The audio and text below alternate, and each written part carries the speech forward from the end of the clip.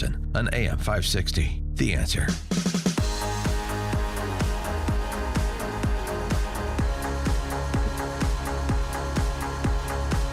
All right, let's get to it. Fox News, you just heard at the top of the hour, said that 4 Broward County teachers died from COVID.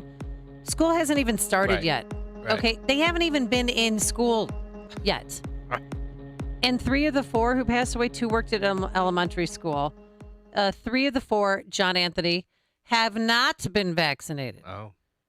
And we don't know their ages or what if they had any comorbidities. So I Sounds mean, like what they do. They did this last year. They featured ABC News. The headline was, "School teachers dies in North Carolina." Right. News at 10. Like they always do. CPS student shot, but they weren't in school. They were shot at home, but they were they were a CPS student. Come on. Well, so the woman, what I'm referencing from last year is they had, showed her picture and scared parents like, "Oh my God, we're gonna kill teachers. We're all gonna die."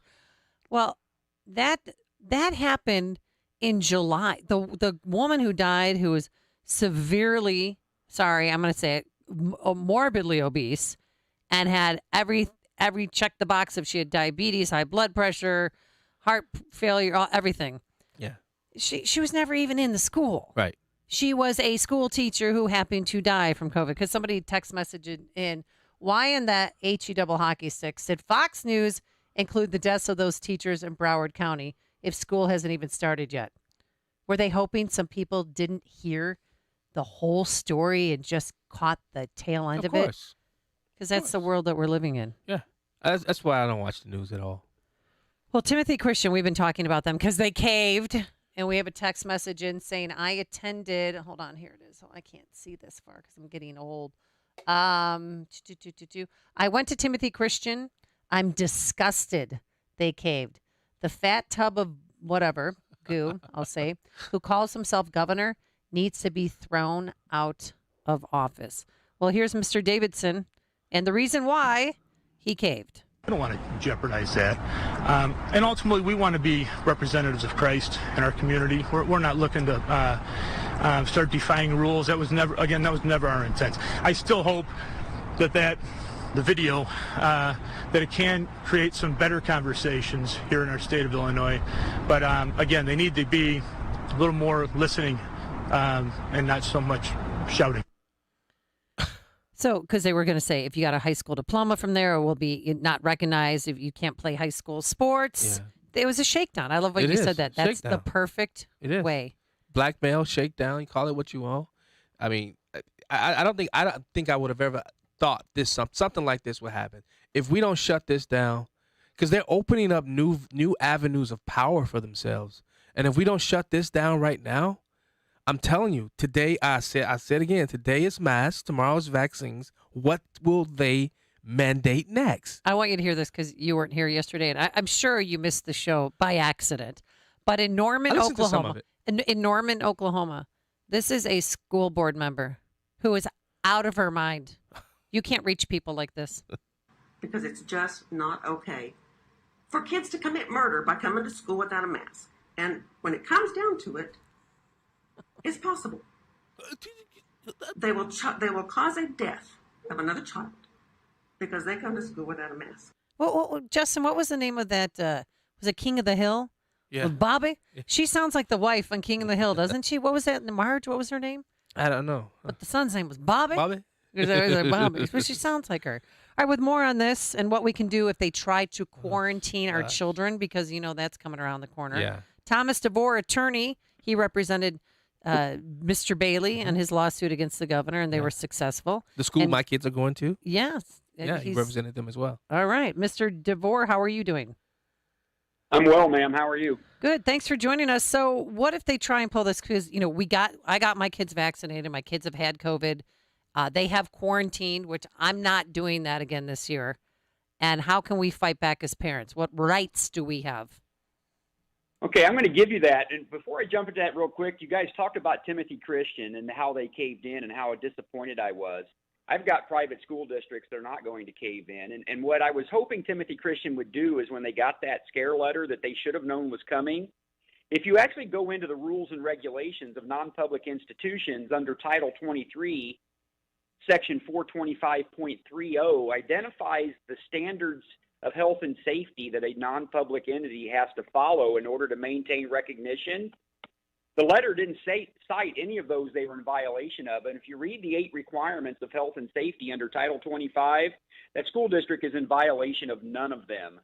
So they should have stepped up and said that ISBE is exceeding their authority because they're not violating the recognition requirements of the regulations, and they would have been successful or at least had a solid argument for success. You can never say 100%, but they didn't even go down that path, and it's sad. Go read it sometime. Title 23, 425.30, the 8 health and safety requirements.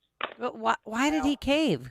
Why did because they had in-person learning all last year. He's put out videos and after video and that things were going well, and he was an example to all of us. Yeah. He was, and I tell the school districts, and there's a lot of private school districts I talk to. I said, and I'm a straight guy when I'm talking to school districts or school board members. Not the districts as a total, but if you're not prepared to stand up, don't pretend to stand up, right? And again, when they got that letter, I saw it within 5 minutes after they got it. It says you're suspended for violating, this section of the regulations. And all you have to do, because I was talking to a friend of mine who's a lawyer, is go read those regulations. Again, 425.30. There's 8 specific. They talk about you have to have the right meal plan and you have to have certain asbestos requirements. There is nothing in there if you push back and say, ISBE, you can't suspend my recognition status as a non-public body unless I'm violating the requirements.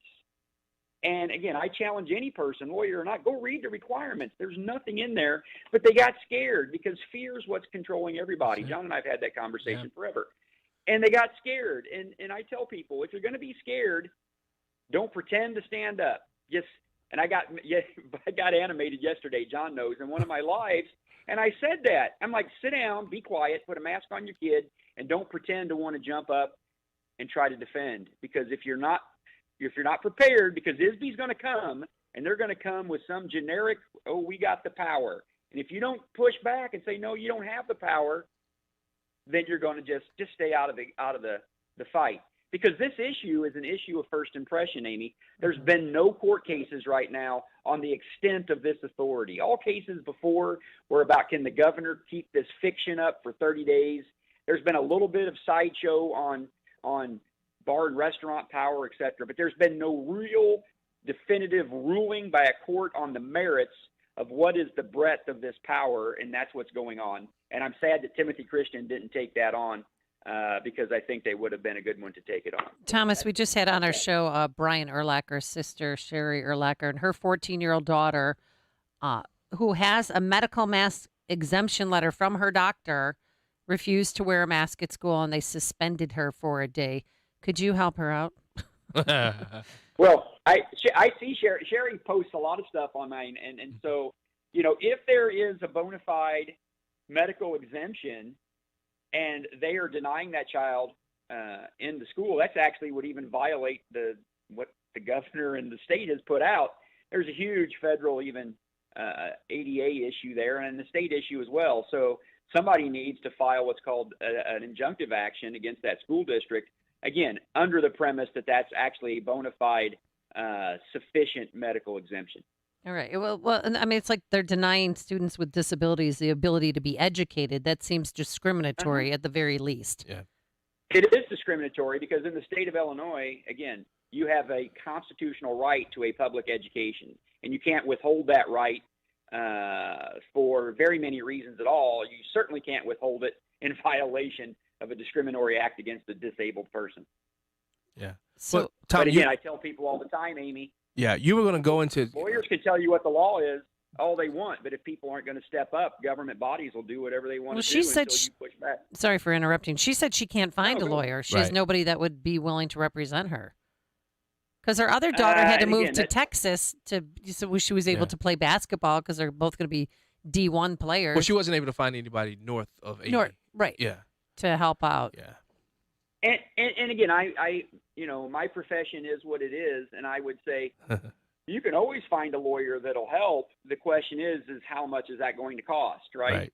I mean, if she has been denied access to the school because of a bona fide medical reason there's probably a lot of lawyers in your area of the state that would take that on. But again, we say this a lot, sometimes justice is not inexpensive. And so to find a lawyer that's willing to help her and it not cost a lot of money, maybe that's the conversation. And, I'm not criticizing the legal profession at all, but sometimes the economics of those things do play a part. So I've not talked to Sherry about that, but, that could be too. But if, again, financial matters aside, I can't imagine there's not a lawyer that wouldn't take that on if the facts are as you've brought them to me. Okay, let's go back to the pressing issue of forcing our kids to quarantine, even though they've had the virus and they have been double vaccinated. How can we as parents fight back? Absolutely. I said this before, and I'll say it again. Sometimes these administrative agencies accidentally write something that says what the law is. They did it last year with bars and restaurants, and they just did it again this year as it relates to this issue with children in school. And in May of 2021, the Illinois State Board of Education promulgated a resolution. You can go get a copy of it. It's public record. And this resolution is where they are commanding in-person learning for the school year, which is proper. There is a provision in the law that says they can sometimes suspend in-person during times like this, but they were saying in-person is what's required. And they go on at the end and say, and you can only set that in-person demand aside for a child if two things happen, and it's conjunctive, and actually in the resolution, it's bolded. The word "and" is bolded, which is they've not been vaccinated, and there's an order of quarantine from the Department of Health. Wow. Order of quarantine is a legal document, right? I've given it to John, I think. I can send it to anybody. It is a document the Illinois Department of Public Health created. Every county agency has it and has to use it if they want to restrict the movement of a citizen, okay? So ISBE in their resolution wasn't creating a particular area of law. They can't do that, but they were accurately identifying the procedure that is required in order to restrict the movement of even a child. And when Dr. Ayala 2 months later issued a declaration consistent with that resolution of the board, because the board has the power, she changed that wording up a little bit on purpose because somebody that saw that and went, oh, we actually put in that resolution what the law says. And Dr. Ayala says, not and an order of quarantine and the guidance of the Department of Health. And I started laughing. And all the school districts picked up on that guidance. And so they think that they can just do what they did last year, which is a quarantine call. Now they call and say, well, your kid has to stay home and can't go to school and be quarantined because we think that's the right decision.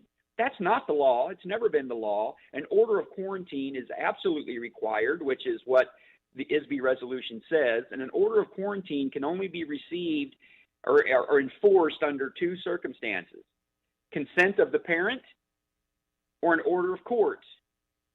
There is a 48-hour emergency provision in the law, but within that 48 hours, the Department of Health has to get a court order if the parent doesn't consent, okay? And whether or not that parent chooses to consent is a fact-by-fact circumstance. Maybe they should, maybe they shouldn't.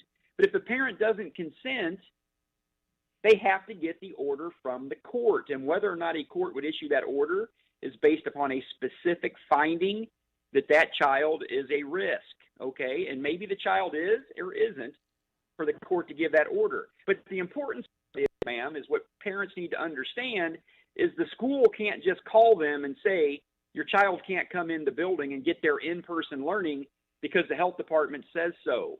That's happened to us. Happened to my child. Yeah, it's happened to both of our kids. It happened to my kids. Yeah. It happened to my children too. And you know what, ma'am? I let it happen. Yeah. Even though I knew the law, because it wasn't a fight worth taking at that time. But all you got to do is take the ISBE resolution and say, no, you have to give my child this access because ISBE school board or board, state board says so, unless you have an order of quarantine. So unless the Department of Health has a consented order of quarantine from me or an order from the court, you cannot refuse my child. That is the law. Now, if they try to push you on that, you only have one choice. Take them to court. Yeah. Get an injunction against them saying you don't have an order of quarantine. Now, they very well, if you do that, they might get a judge because they might say, oh, you're putting our feet to the fire. we're going to try to get this order of quarantine from the court, and they might be successful, and that's okay. But if parents insist that that procedure is followed, Amy, the Department of Health will not so willy-nilly start kicking kids out of school because of some obscure, convoluted fact pattern if they know they have to have sufficient facts under the law to actually get an order of quarantine. They'll have to be more specific and selective and not do it so freely. Does that make sense? Oh, yeah. I'm writing all this down, too, because it's not if, it's when it's going to happen. So thank you so much. It is going to happen. It is going to happen. And it's a separate issue from the masking issue, completely independent. Set mask issue aside. If parents want their kid in that school, unless they've agreed to it, and parents have called me before, and I said, look, based on those facts, you should agree because your child probably shouldn't be there, and that's okay. But I've had fact patterns where, well, my kid was told they can't go to school because they're on the football team, and Johnny got COVID on the football team, but my kid wasn't even at practice that day, Tom. Yeah. Yep. They're never going to get an order of quarantine against the child under that fact pattern. And again, parents are going to have to step up and force them, and it's going to require litigation. That's how it stops. The school district will just do whatever they want. Or civil disobedience. Yeah. I mean, listen to this. This happened in Franklin, Tennessee. Righteous indignation. Yeah. Did you hear? I just want you to hear this, and you too, John. So Okay. Franklin, Tennessee, it's a pretty nice suburb of Nashville, and they had mask optional until recently with this Delta variant going up. And now they voted 7-3 to mask, and the parents flipped a switch. They were attacking the medical professionals who spoke at the school board meeting. Here they come walking up. Do not comply. Will not comply. And then it got a little ugly, you know. Keep it calm. No more masks. We're on these guys' side. They're on our side. No, they're He's not. talking about the police here. The police are on our side. The police are on our side. Because the medical professionals couldn't leave the parking lot. Calm down. We know who you are. To the doctors, we know who you are. You can leave freely, but we will find you, and we know who you Never are. be allowed in public again. You will never be allowed. I know never who you let it be are. allowed in public I know who again. you are. I know who you are. Do you think parents, I mean, that one man is like, they're upset. Yeah. They want to parents want to govern their own children. Yeah. And Not that with has the never government. been more apparent than the past 17 months. Agree. So, all right, Thomas. Yes. No, I said you're right. And, you know, and school districts under very rare circumstances of an emergency can put some temporary measures in place.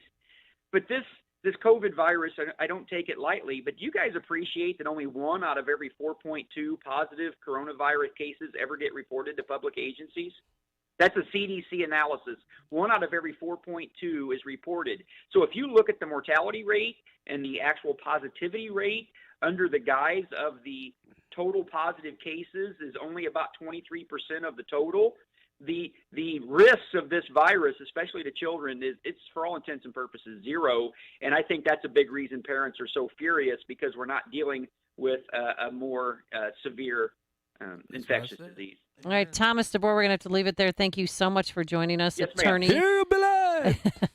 And he See you, joined brother. us. Yep, he joined us on our turnkey.pro answer line. If you're talking about it, Dan and Amy are talking about it. It's Chicago's Morning Answer on AM 560. The Answer.